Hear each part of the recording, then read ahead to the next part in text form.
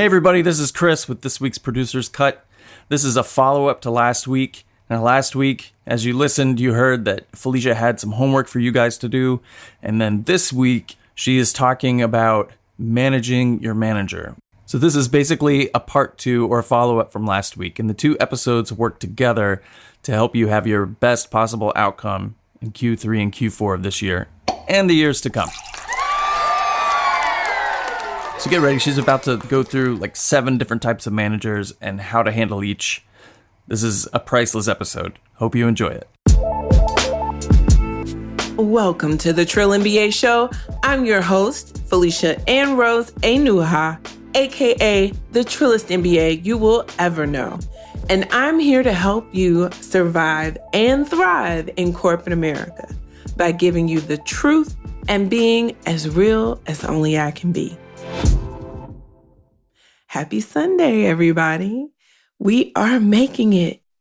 You're doing it. You got this. We're halfway through the year. It's the second week in July, so we're in the beginning of Q3. So you got 2 whole quarters to flip everything around if it's not going well, or to elevate this train that you're on to success. So either way, you have time, but you have to act now, which is why I'm doing this episode today, which is the double click on the episode from last week that was our Q2 check-in. I'm going to talk about things that you should be doing right now to stay focused and bring the year in strong at work. No excuses, you guys. You have the power. You know, one of my biggest mistakes that I made during my career in corporate was not managing my managers. And last week we talked about relationship building, but I wanted to deep dive into your relationship with your manager because this relationship is so instrumental, not only to your career progression at your company, but it's also instrumental to how you're able to just be and breathe day to day. And so when you have a good relationship with your manager, it just makes your whole life easier. So today, we're going to talk about how to manage your manager.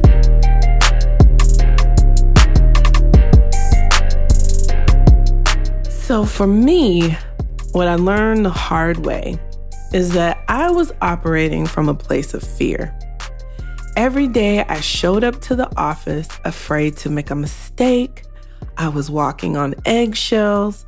And because of this, I wasn't focused on the actions that would help me succeed, but instead I was focused on avoiding failure. And I tell you guys all the time, if you're a regular listener of the show, you have heard me say this at least 10 times. Do not make fear-based decisions.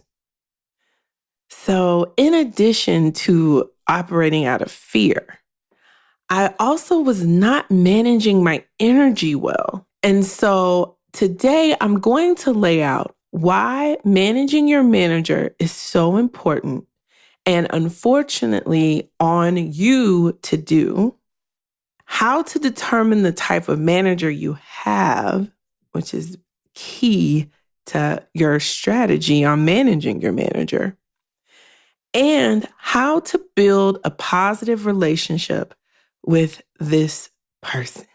We won't call them out their name just yet, because some of y'all might actually have good managers. It's a few of you. It ain't many. So, first, why is managing up so important?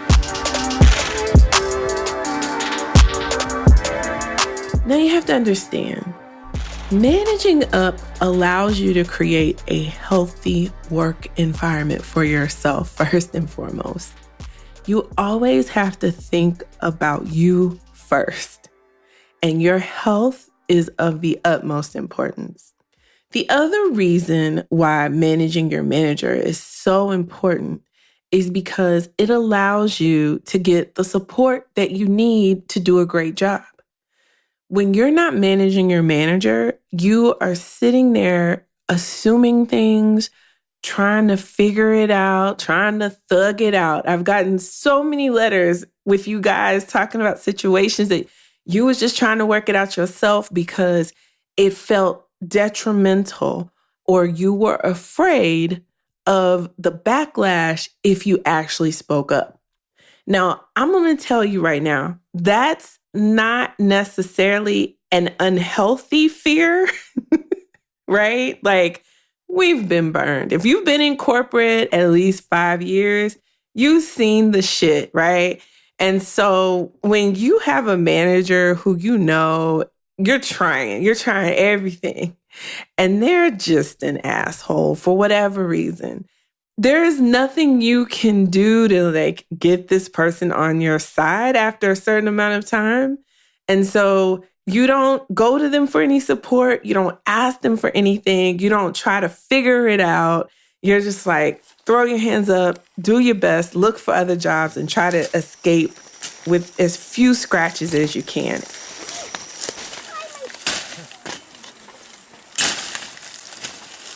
And I get that.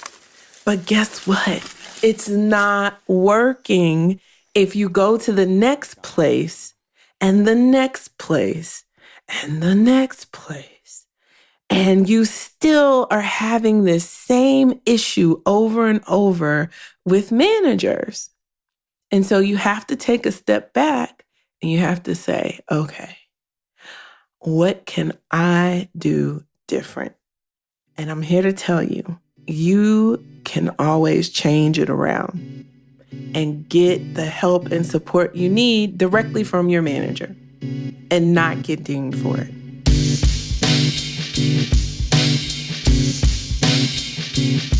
Another reason why managing up is so important is because it helps you manage your career overall. And so you should have career goals set for yourself. Every job you have should be a stepping stone in your career journey.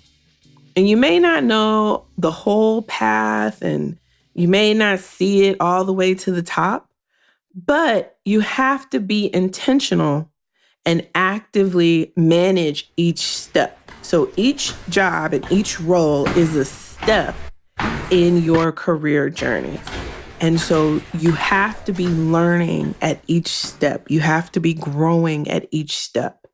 And if you manage your manager, they can help you navigate that. But you have to manage your manager and you have to understand what your goals are. And then you have to communicate them in a way that's palatable for your manager and leadership. What do I mean by that? For example, I remember when I was a young, fresh MBA, and I had great grandeur, dreams of CEO-ness in corporate. Oh, Felicia. And so it was a mid-year review or it was an end-of-year review. I can't remember. But, they ask you, so what are your career goals? And so they ask you, what's the short term? What's the long term? And I was like, I want to be the CEO. I was just being honest. Sometimes you can't tell everybody your whole truth. You just can't, especially in these corporate spaces, because most likely they're going to look at you and think, who do you think you are that you think you can be the CEO? It's very rare that you'll get a manager that low-key isn't offended by your ambition. So manage your manager. So I looked up a bunch of articles to prep for this episode, and I pulled together all the nuggets that the white people that wrote these articles said, but what I'm gonna do is interpret them for how you should conduct yourself in the office. So For example, there's an HBR article. I'll link to it in the show notes. But a quote was, even if your boss has some serious shortcomings, it is in your best interest and it's your responsibility to make the relationship work. I totally agree. Now, in that article, it says some things that sounds good in theory, yeah, but in practice for us, not quite how you should execute. So be cautious when you read these things, right? Understand the point of view of the author and make sure you adjust for your black ass, okay? All right. The other thing I want you to understand, managing up is important, but what it does not mean is sucking up. Sucking up is not going to get you anywhere, and it's going to make you look immature. What managing up truly means is that you're being the most effective employee you can be, creating value for your boss and your company. That is what managing up means. And please, please, please, please, please, ladies, we have to get out of the mindset that our good work will speak for itself. It won't. Your work doesn't talk. You do. So your work cannot speak for you. And I know that's counterintuitive to what we've been told year in and year out and from our parents and grandparents and all that stuff. Just work hard, baby. Just work hard. No. Yes, work hard, but you have to speak in ways that get your work noticed. And you do that by managing up. And yes, the burden is on you to find ways to communicate with your manager. Now, when we come back from the break, we're going to talk about what type of manager do you have? How to identify this person by how they operate. So stay tuned. We'll be right back.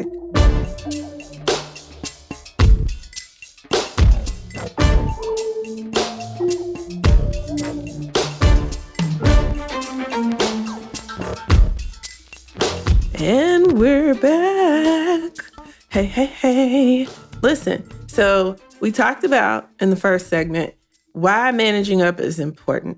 So it's important to you, important to your health, important to your career, and it's on you to do. Got it. Check. Now, what kind of manager do you have? So listen, there's this great HBR article that breaks down 9 different types of managers. And it is important for you to understand. Again, I will be linking all of this in the show notes. It behooves you to go and read all this stuff.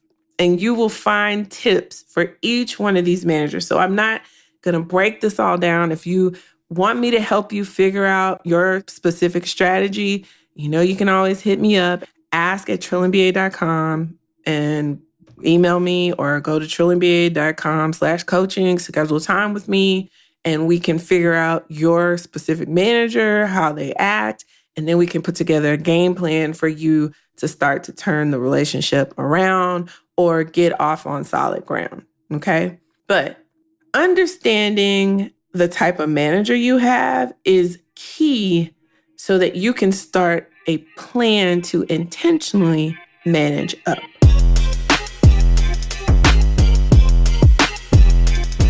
So the first type of boss is a brand new boss. Someone you've never met before, someone you've never worked with before. And so with a brand new boss comes a wonderful thing called a clean slate. However, if you've been in this organization for a while, you might run into what some organizations call tapes. So it's the shit your other manager tells your new manager about you. It may be true. It may not be true. It may be positive. It may be negative. But guess what? If your manager is an asshole, they're going to listen to the tapes and then they're going to have confirmation bias. What is confirmation bias? It is the bias that when I'm given a piece of information, then I'm biased towards that information and I'm looking for things to confirm it. For example, if my new boss is told, Felicia is slow to respond to emails, which is some malarkey, right? But okay, whatever.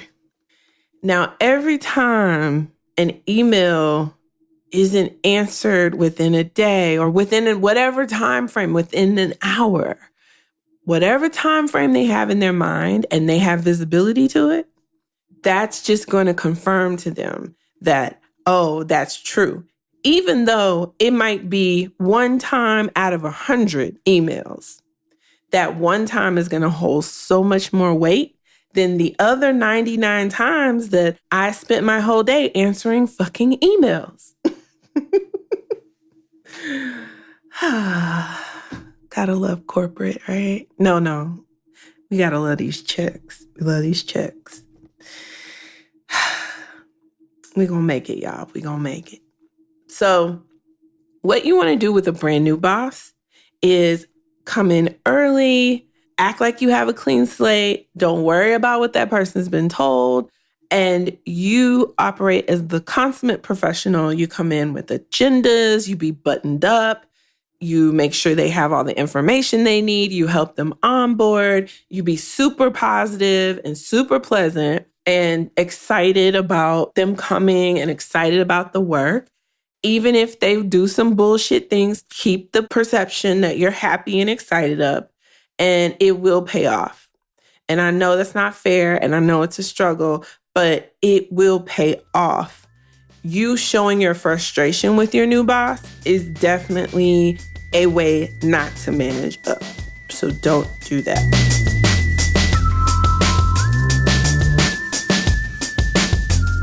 Now, the second type of manager is a manager you don't see face to face because you work remote, they work remote, y'all both work remote.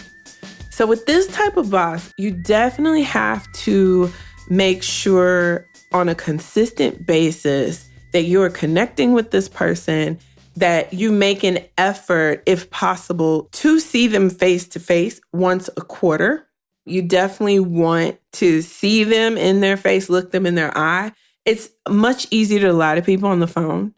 And if you can, as much as possible, do video conferencing with that person and not phone or teleconferencing. That's much better because you need the visibility. And you also need to be making sure that you're connecting with local team members in your area and making sure you're building credibility within the teams that you are around so that that information can get back to your manager and flow through the organization. Again, intentional management of your career and your boss. The third type of boss is an insecure boss. He has an ego. And I say he, but it could be she, either one. Now, insecure men operate a little bit differently than insecure women. So with insecure men, if you just feed their ego, again, uber positivity always goes a long way. Make sure you're still buttoned up, super polished. Don't jokey joke with them. Let them tell the jokes. If they tell a joke, laugh at the joke. I know it's a stupid joke. That's fine. Laugh at it anyway. And what I would suggest you do is what I call the 8-count laugh. So it's just long enough that it doesn't sound fake and it doesn't sound too short. And so it's not too long, it's not too short, and it goes like this. Yeah, Felicia, so, there were 2 rabbis coming to a bar. Joke, joke, joke. End of joke. Oh, boss. 4 beats twice. 8 count. Ready? I'm going to do it one more time. 8 counts.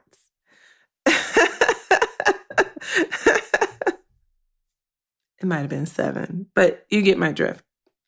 Just a cadence. It sounds natural, right? It sounds like I'm really laughing, like genuinely. It's like,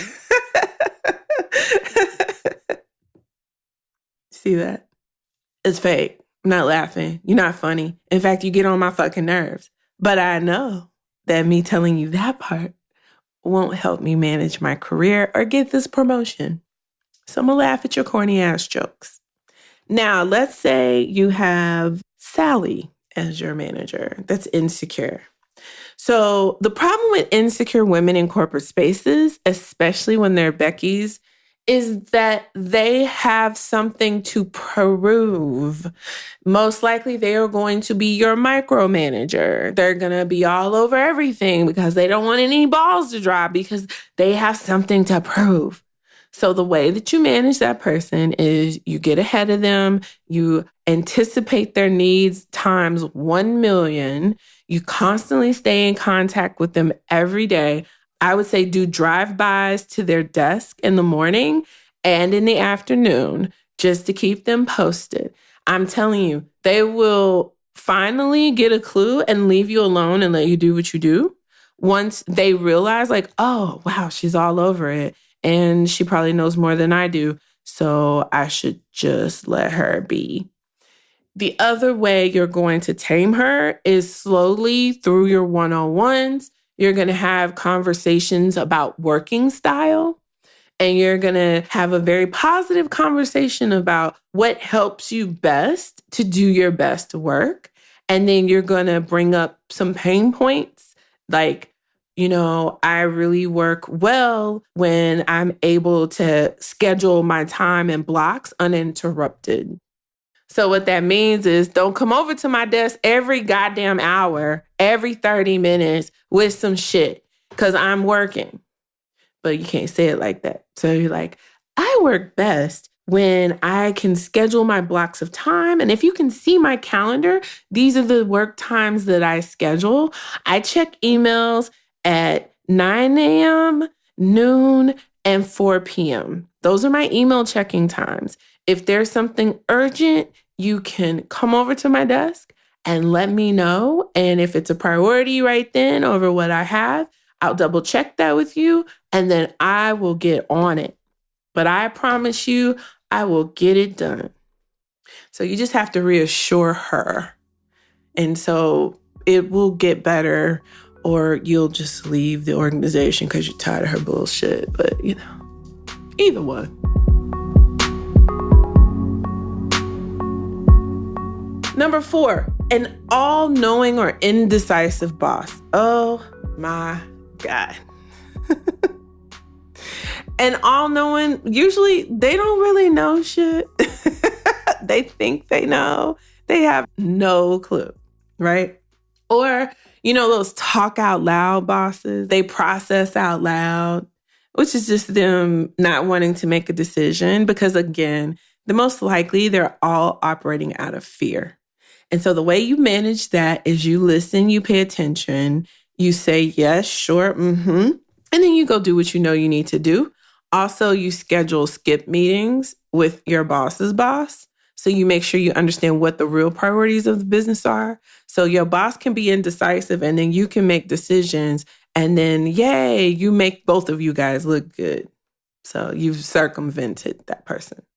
The 5th type of manager is a manager who gives you conflicting messages. So, the manager that after a great project has launched and it went pretty well, maybe some hiccups, but that manager will text you and say, oh my God, Felicia, you did such a great job. This turned out wonderful. I can't wait for the next one. Blah, blah, blah, blah, blah. Did great. But then tell somebody else, we had this issue at this event and Felicia was running point and blah, blah, blah.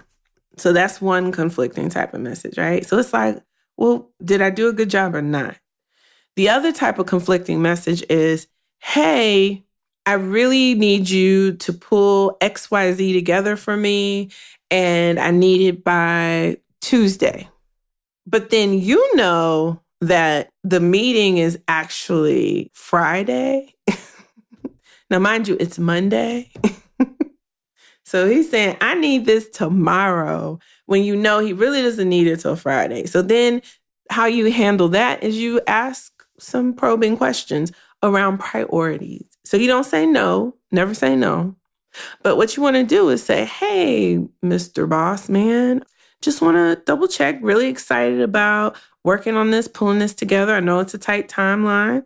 That's great. I just want to let you know, if I stop doing project B to do this project, then project B will have XYZ effect or get pushed or whatever. So I just want to make sure and run by you that this is the priority. And then I will have to get B done after I finish this.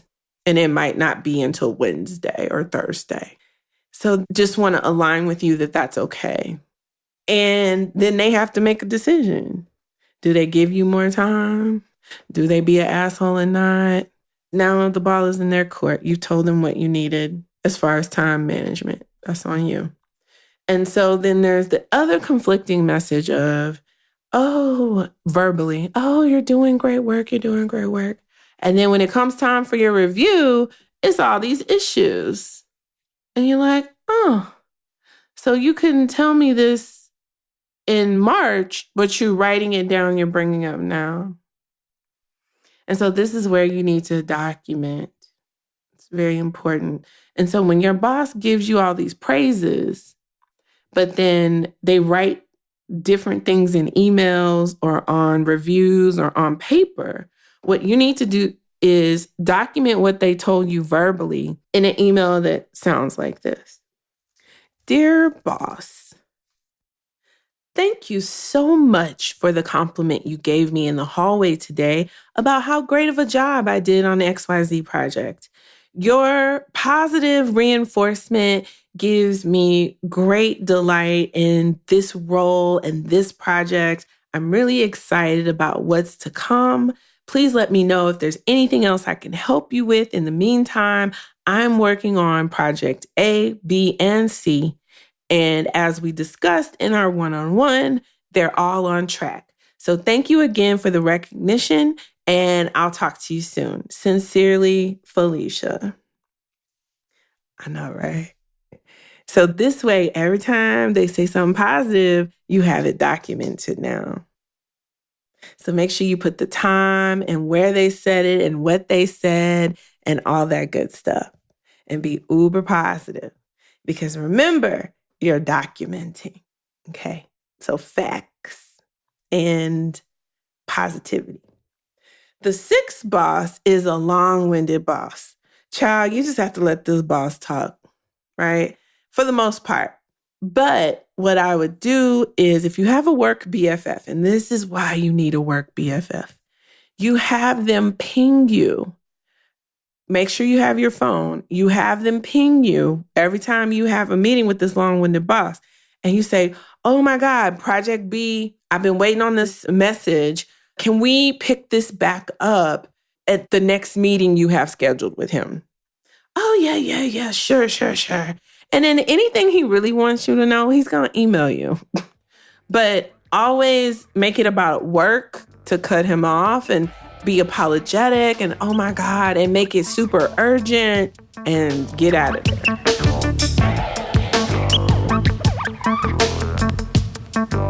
Now, the hands-off boss.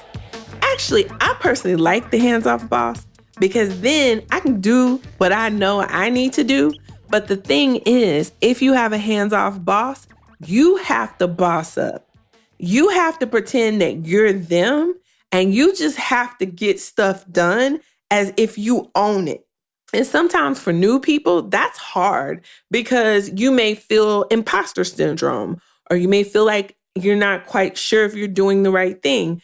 If you're in a position where you know you need to be developed and your boss is hands off, this is where you have to talk to your peers, get your mentors in line to get the development you need, and make your own development plan outside of this person. Because this person ain't concerned about you and they ain't concerned about anything really. And most likely they're probably checked out. That's usually when a hands-off boss, either they're checked out or they have too much stuff on their plate and they're overloaded and everything's a priority. So they would love to spend time with you, but they just don't have any based on workload. They may be short-staffed. So there's a myriad of reasons for the hands-off boss, but the way you look good in the situation is that you boss up. And you can do it. Don't be afraid. If you make a mistake, own up to it, learn from it, and move on. And if it's so detrimental, just know now you have great experience because you've probably been doing stuff that was above your level, and you can put that on your resume and happily bounce to the next one, like Beyonce. Okay? Now, the 8th type of manager is a manager who isn't as smart as you. Oh, this is the worst. Because usually this person thinks that they're smart. Or maybe they know they're not smart, and so they're doing the whole fake it till you make it thing. And it is annoying. Oh, God, it's so annoying. But one thing you have to do, you have to give this person grace. Because it's probably that they maxed out their Peter principle, right? Like, they have risen to the level of their incompetence. And so now they are your boss and they're dumb. In this situation, you be kind. Don't call them out in public on their stupidity. If you do it in private, let them save face. You will have somebody that should vouch for you and help you move up in the organization. Because they're there for a reason. Somebody likes them. Even though they might not be doing shit at the job and they might be dumb as rocks.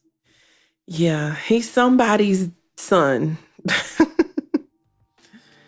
Oh, God. Nobody in your family, though, right?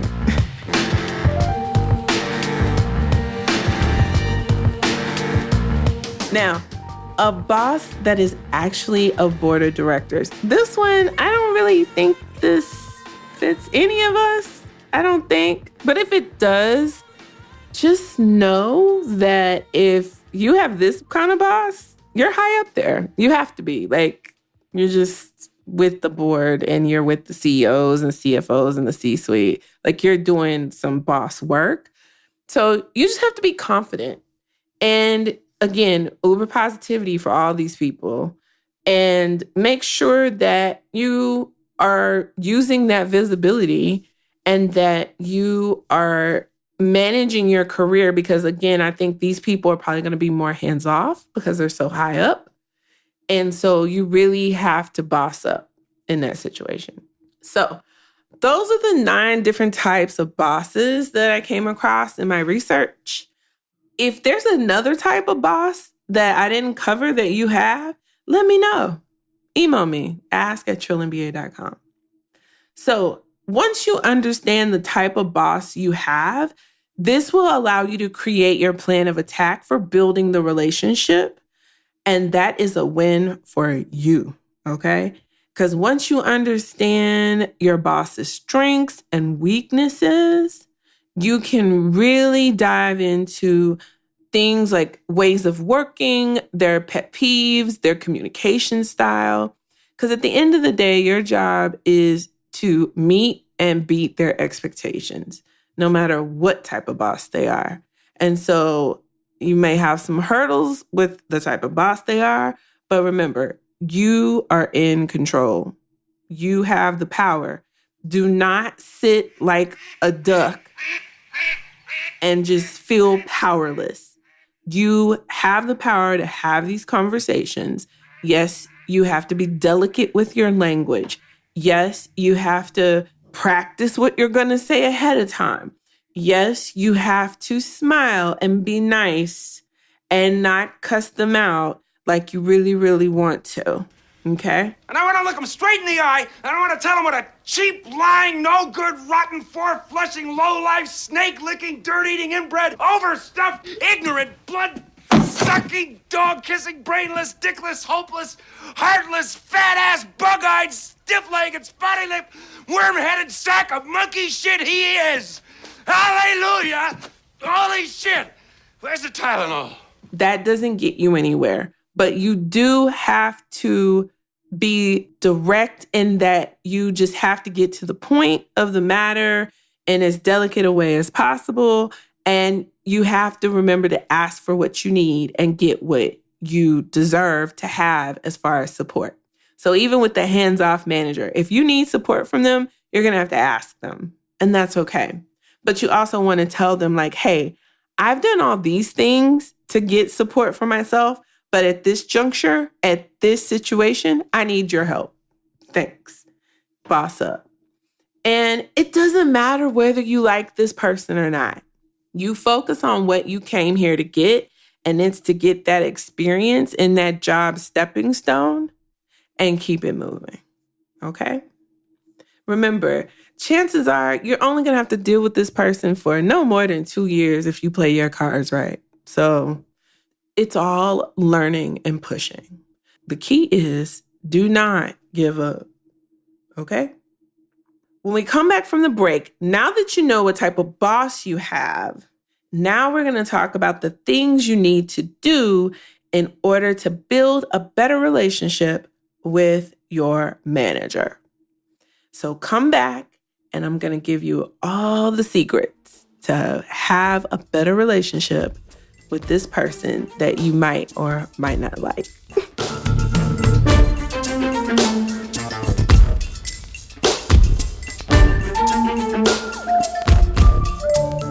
And we're back. So in the last segment, we talked about the different types of managers, and that might have been a little long, but there was 9 of them, y'all. 9. So now I'm going to try to get y'all out of here soon. So let's talk about building a better relationship with your boss. So here are the things you need to do. Again, always show up as your most positive self. If you got frustrations, if you're go talk to your friends outside of work. If you have a work BFF, go to happy hour with that one person and make fun of stuff. But outside of that, never talk negatively about work. Everything is, I'm happy to be here. Thank you so kindly. I will take another plate of your bullshit and I will ask for another one. Thank you. Thank you very much. Trust me, your positivity will get you further than any directly saying bullshit on this and bullshit on that. We can't operate like that, you guys. They have that luxury, Steve and Becky, but we don't, okay? Now, the other thing you need to stop doing is stop making assumptions and just ask. Just ask your boss. No one is a mind reader. So stop thugging it out and going through like, oh, does she think this? Or maybe she wants this, or blah, blah, blah. Just ask. And the way you ask is you say, hey, here are the 3 things that I think about this situation. And I want to align with you and make sure that that was your thought process too. Or if you had some different takes on it, or if you had any builds. This way, they'll tell you. And you look like you've thought it out, you've been thoughtful, and you know what you're doing. You're a consummate professional. Okay? The third thing is make sure you are clear on your manager's expectations. And how do you do that? You ask them what their expectations are. It's that simple. I know, guys, sometimes we get in our own heads and we're afraid, but we got to stop that. And we just have to ask for the information we need, right? But in a professional way.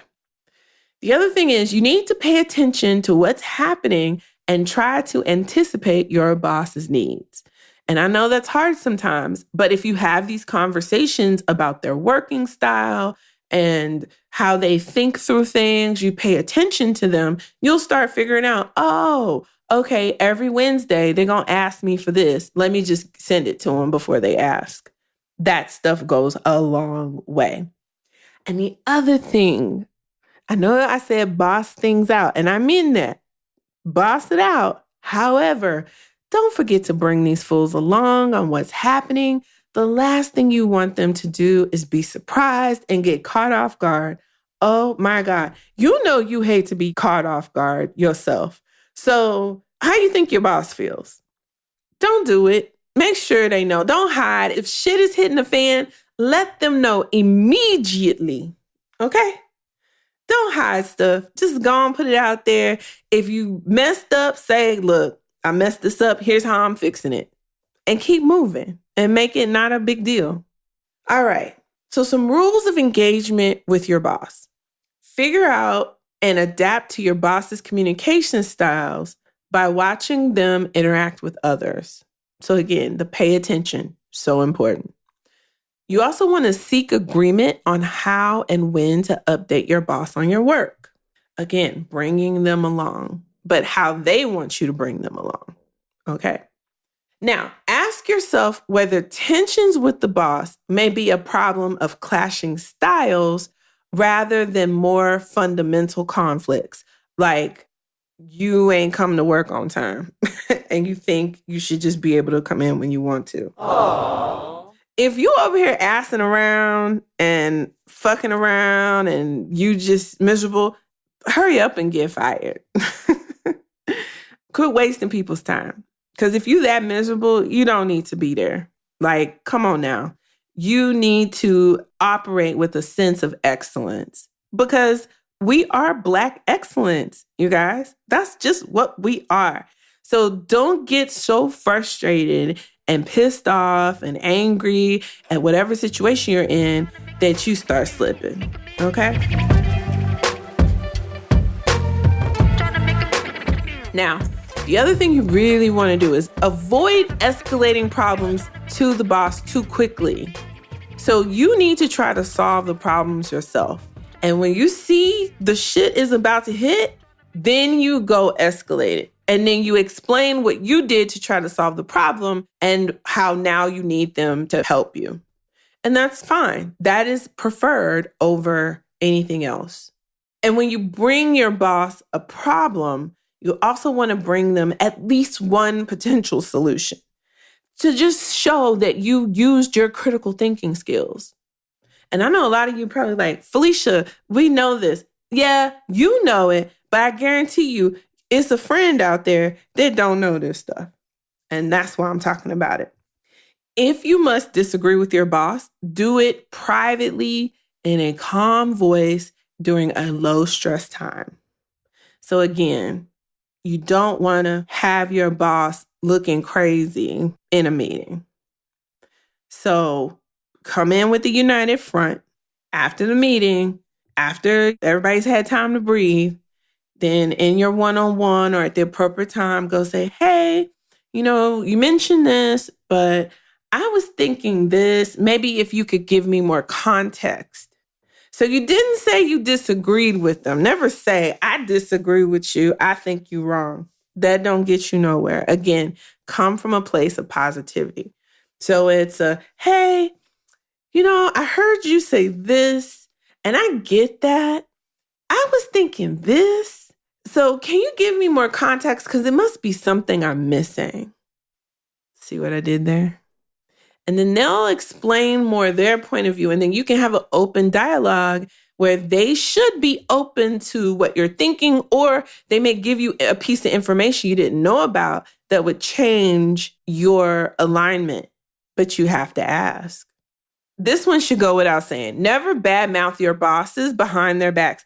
Hell, never badmouth your boss anywhere near your building, anywhere near any work people.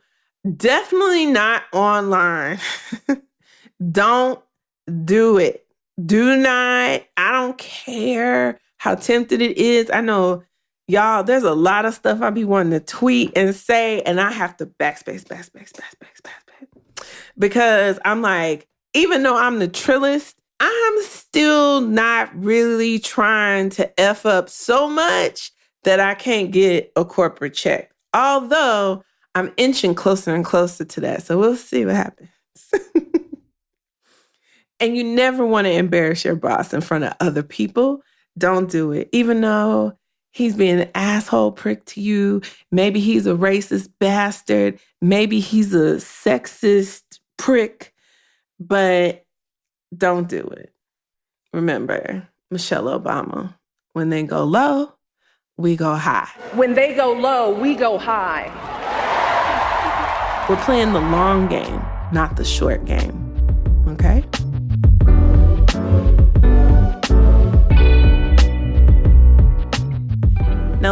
thing, you want to avoid overload by asking your boss for help prioritizing your projects rather than saying no. So I know it's tempting to be like, hell no, I ain't gonna do that. F you. Trust me, one time I was counting chips. Now y'all know I got an MBA, right? And this fool had me counting chips and weighing popcorn.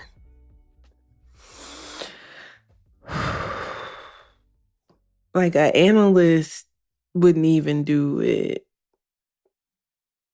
Yeah. And then never to use the information I pulled together at all.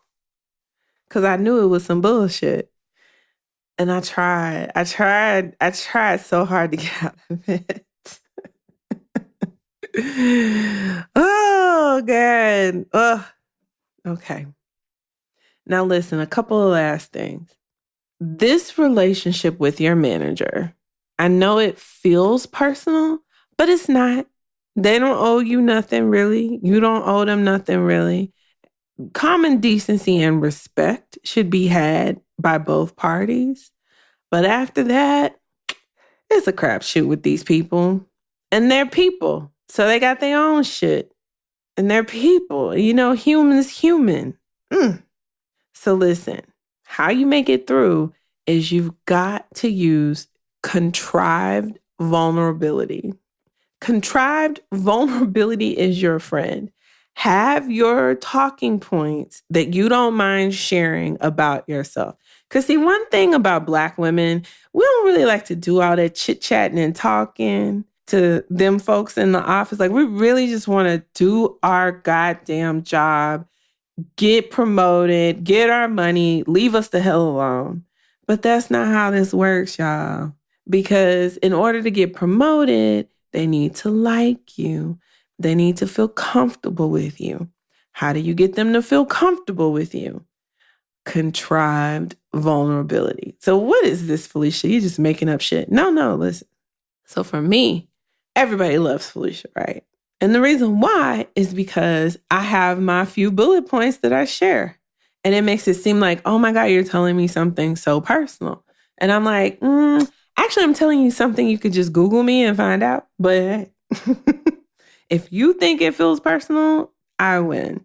So one thing I'll talk about, like, my mom died. That sounds super personal. Again, Google it. You can see she did. So I don't know what to tell you. But, you know, when you talk about people passing, you know, it's something people like, oh, you're human. Anything that humanizes you, right? Because remember, you're fighting these unconscious biases. And even though they don't want to admit they have them, they have them. Why? Slavery. Yeah. The other thing is you want to communicate with your boss in the communication style they are most comfortable with, but you need to set your boundaries. So for example, if your boss is emailing you after like 6, 7 o'clock at night, don't answer that shit until you get to the office in the morning. And you don't even have to bring it up. If they call you at an inappropriate time, don't answer. Let it go to voicemail. Unless you're a doctor and you're actually saving lives, or you make heart transplant materials or something that actually affects human beings in real time, that somebody could actually die if you don't answer the phone, don't answer the goddamn phone. It is not that important. You set your schedule. You manage your time. You manage your energy. And you get back to them as soon as you can. But make sure when you get back to them, you've given them everything that they've asked you for. And for God's sakes, please, please don't keep secrets, because secrets always come out. Be honest and be upfront, okay? So those rules of engagement with your boss, those came from a Wall Street Journal article, and I'll have the link posted in the show notes.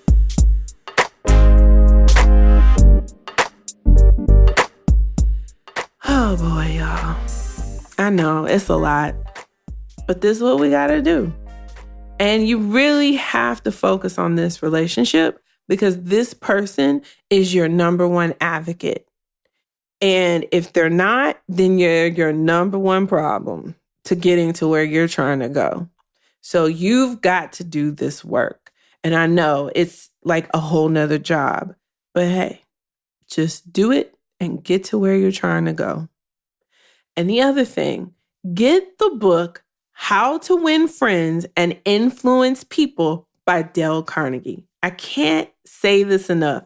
I'm telling you, if you ever wanted a book on how to manage relationships with white people, specifically white men, written by a white man, ta-da, you got it.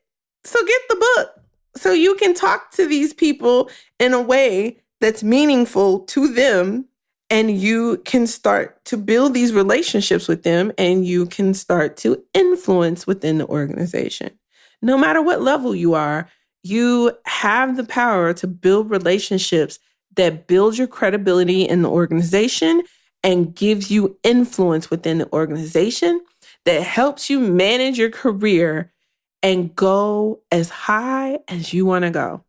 And yeah, there are going to be some roadblocks along the way. That's fine. You can manage around them. You can jump over them.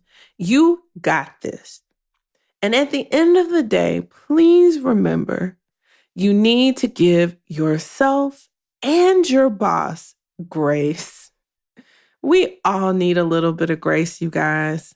And I know sometimes people do things and you're like, oh. But at the end of the day, we're all humans just trying to make it the best way we can. So I know I've talked y'all's ears off. I love you guys. I hope I gave you a lot to think about. Please, if you need some help or advice about a specific work situation, go to trillandba.com/coaching. Schedule time with me. I'm happy to help you. In addition to that, you can always email me at ask@trillandba.com. I love getting your emails. It just warms my heart. Thank you for listening and supporting the show. Make sure you subscribe on your favorite podcast app. So Apple Podcasts, Google Podcasts, Stitcher, Spotify, SoundCloud, everywhere you listen to podcasts. I am out here in these internets for you. So until next time, you guys, keep it trill. The Trill NBA Show is a Fair World Corp. LLC production. Executive produced by Felicia and Rose Inuha. Sound design and editing by Chris Mann with Podshaper. Theme music is Kick Push by Ryan Little. Keep it trill every day, y'all.